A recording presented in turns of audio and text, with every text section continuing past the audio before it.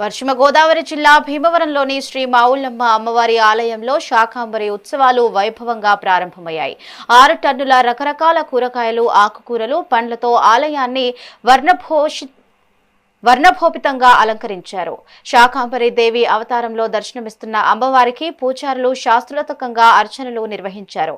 పాడి పంటలు సమృద్ధిగా పండాలని భక్తులు ప్రత్యేక పూజలు చేశారు. అమ్మవారిని దర్శించుకునేందుకు భక్తులు భారీగా తరలిరావడంతో ఆలయ ప్రాంగణం కిటకిటలాడుతోంది.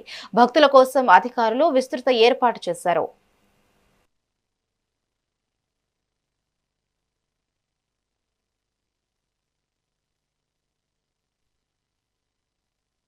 శ్రీ శ్రీ శ్రీ మావుళ్ళమ్మ అమ్మవారి దేవస్థానం, భీమవరం, పశ్చిమ గోదావరి జిల్లా సండే మార్కెట్.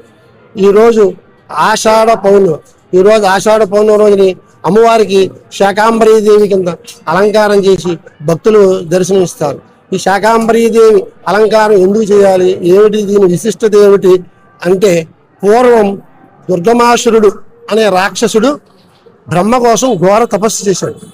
ఆ తపస్సుకి బ్రహ్మదేవుడు మెచ్చి భూలోకం వచ్చి వరం ఇస్తే ఏం కావాలో కోరుకో అన్నాడు. అప్పుడు దుర్గమాసురుడు, మీ దగ్గర ఉన్న వేదాలన్నీ నాకు ఇచ్చేయండి, అదే నా కోరిక అన్నాడు. బ్రహ్మ తదాస్తు అని చెప్పి తన దగ్గర ఉన్న వేదాలన్నీ ఇచ్చేసి ఆయన వెళ్ళిపోయారు. అప్పటి నుంచి దుర్గమాసురుడు ఈ వేదాలన్నీ కూడా తన దగ్గర పెట్టుకుని ఉన్నాడు.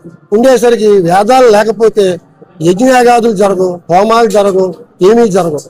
ఏం జరగకపోతే దేవతలకి అవిష్ వేస్తారు.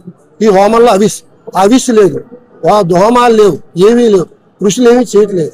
అప్పుడు దేవతలకి బాగా ఇది ఇబ్బంది అయిపోయి భూలోకంలో నీరు కానీ చెట్టు కానీ ఏదీ లేదు. మొత్తం అన్ని కాలాలు ఎండిపోయాయి, నదులు ఎండిపోయాయి, ఎండలు విపరీతంగా, వృక్షాలేమో వాలిపోయాయి.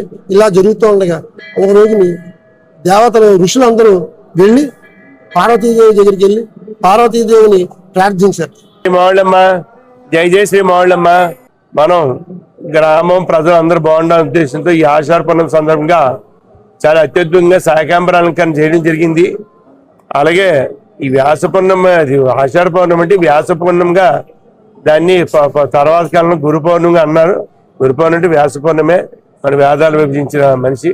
అలాగే ప్రజలు గతంలో ఎప్పుడో కరువు కాటకాల్లో కష్టాలు అతిగా వచ్చినప్పుడు దుర్గాదేవి ఆ ప్రజల కష్టాలు తీర్చడానికి అమ్మవారు శాకాంబరిగా అవతరించి ప్రజల కరువు కాటకాలను బయటపడిసిన రోజుగా, అవతరించిన రోజుగా ఈ అమ్మవారికి మంచి ప్రసిద్ధి. అలాంటి రోజున అమ్మవారు రైతుల శ్రేయస్సు కోసం, ప్రజల శ్రేయస్సు కోసం అమ్మవారిని శాకాంబరిగా అలంకరించి చూసి మన అనుగ్రహం పొందడం అన్నది ఇందులో అంతరార్థం. దేవస్థానం 5 టన్నుల వరకు కూరగాయలు, పళ్ళు సెట్ చేస్తే సుమారు 1 టన్ను వరకు వివిధ భక్తులు, గ్రామస్తులు అందరూ ఈ అమ్మవారికి విరాళంగా ఇచ్చి సహకరించారు. శ్రీ మావుళ్ళమ్మ, జై జై శ్రీ మావుళ్ళమ్మ.